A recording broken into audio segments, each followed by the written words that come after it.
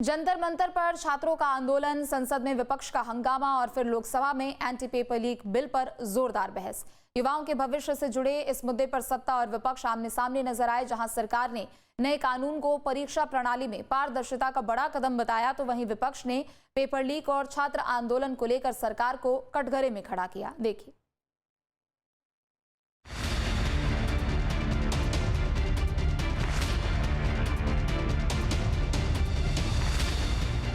Paper leak के मुद्दे ने सड़क से लेकर संसद तक सियासत को गरमा दिया है। जंतर मंतर पर छात्रों का प्रदर्शन हुआ। विपक्ष ने संसद के भीतर सरकार को घेरा।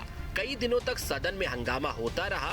विपक्ष ने पेपर लीक को युवाओं के भविष्य से जुड़ा सबसे बड़ा मुद्दा बताते हुए सरकार को लगातार घेरा।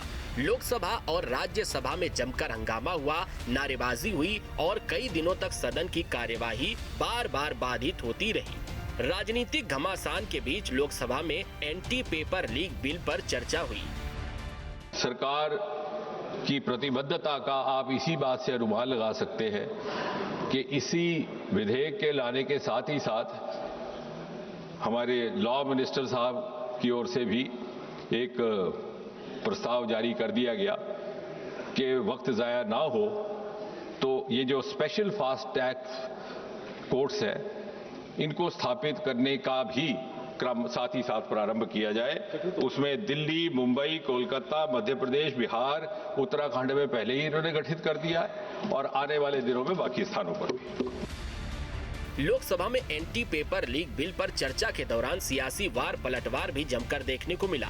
समाजवादी पार्टी अध्यक्ष अखिलेश यादव ने सरकार पर तीखा हमला बोलते हुए कहा कि जो चढ़ावा नहीं बचा सके वो पेपर लीक कैसे बचाएंगे।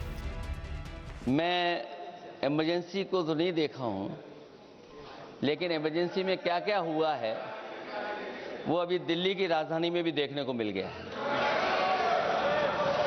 आंसू के गैस के गोले और लकड़ी में लगा हुआ कुछ कील का और कांटे की चीजें, उस समय करंट नहीं लगाया जाता था, इस बार करंट लगाया गया। तो ये इमरजेंसी के बराबर ही हुआ है हमला, कम नहीं है। इमरजेंसी से कम अन्याय नहीं कर रहे हैं आप लोग।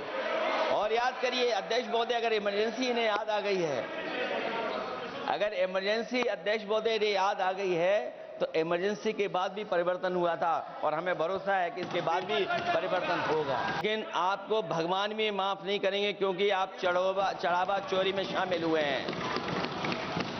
और चढ़ावा ही नहीं, जो गुप्त दान था वो भी चोरी हुआ है, गुप्त दान।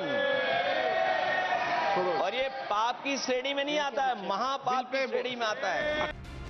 वहीं चर्चा के दौरान कांग्रेस ने मोदी सरकार पर तीखा हमला बोला और आरोप लगाया कि छात्र आंदोलन के दौरान पुलिस ने जरूरत से ज्यादा बल प्रयोग किया।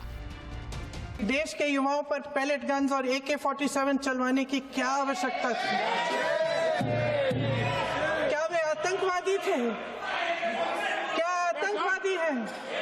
टेररिस्ट हैं? हाँ, कांग्रेस बोल रही है। हाँ, कांग्रेस बोल रही है। जवाब दीजिए, जवाब दीजिए। कांग्रेस बोल रही है, जवाब मांग रही है, जवाब दीजिए।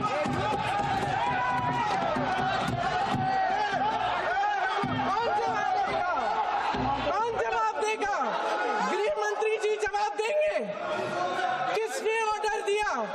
किसने ऑर्डर दिया पैलेट गन्स चलाने के लिए? किसने ऑर्डर दिया? आपके माध्यम से मैं पूछती हूं अध्यक्ष महोदय, किसने ऑर्डर दिया? प्रधानमंत्री जी ने दिया? गृह मंत्री जी ने दिया? जवाब देंगे? पूरा देश पूछ रहा है, सिर्फ कांग्रेस पार्टी नहीं पूछ रही है, पूरा देश पूछ रहा है। पेपर लीक का मुद्दा अब सिर्फ परीक्षा प्रणाली तक सीमित नहीं रहा। ये युवाओं के भविष्य, कानून व्यवस्था और राजनीति के केंद्र में आ चुका है। सड़क पर छात्रों का आंदोलन, संसद में सत्ता और विपक्ष के तीखे आरोप प्रत्यारोप और अब एंटी पेपर लीक बिल पर बहस। इन सबके बीच सबसे बड़ा सवाल यही है कि क्या नया कानून युवाओं का भरोसा वापस दिला पाएगा? Team news state.